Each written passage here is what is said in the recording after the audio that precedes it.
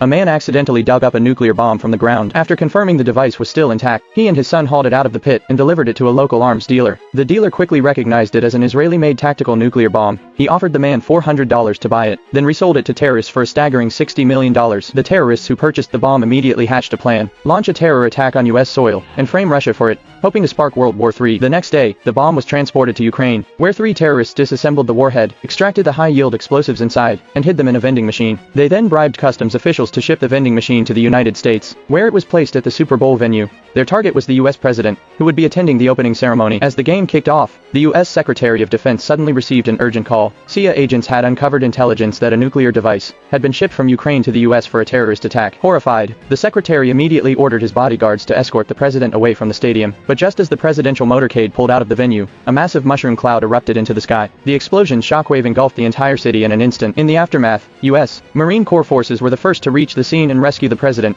Fortunately, he only sustained minor injuries. Fearing a second nuclear threat, the president boarded Air Force One at once and convened an emergency meeting. Officials concluded that only the Russian military had the capability to detonate a nuclear bomb on U.S. soil. The U.S. president immediately contacted his Russian counterpart, who vehemently denied any involvement. Meanwhile, the terrorists had infiltrated a Russian military base, seized control of its command center, and dispatched 10 supersonic strategic bombers to sink a U.S. aircraft carrier in the North Sea. The carrier's radar detected the incoming enemy planes and activated its anti-aircraft guns, but it was too late. Missiles struck the carrier's command tower, and a devastating explosion left the vessel completely defenseless. When the U.S. president learned of the carrier attack, he was convinced Russia was declaring war. He immediately sent 3 F-16 fighter jets to launch a brutal bombing raid on a Russian Air Force base, reducing it to rubble in minutes. Upon hearing of the base's destruction, the Russian president ordered the deployment of nuclear submarines, armed with intercontinental ballistic missiles, to prepare for a counterattack. Both leaders authorized the activation of nuclear missile silos worldwide. The U.S. military even dispatched bombers carrying nuclear warheads toward Moscow, while dozens of Russian fighter jets scrambled to intercept them. Each side retrieved their nuclear briefcases, entered launch codes, and stood on the brink of a nuclear war. Just as catastrophe loomed, the CIA made a critical breakthrough. Chemical analysis of the Super Bowl explosion residue revealed the bomb was Israeli-made. Agents raced to Syria, where they tracked down the man who had dug up the device. Through his account, they learned that during the 1973 Yom Kippur War, Fourth Middle East War, an Israeli warplane carrying the nuclear bomb had been shot down by a missile over Syria. The bomb was buried under sand and debris for 20 years, until it was found by Syrian villagers and sold to the local arms dealer. After completing their investigation, the agents reported their findings to CIA leadership,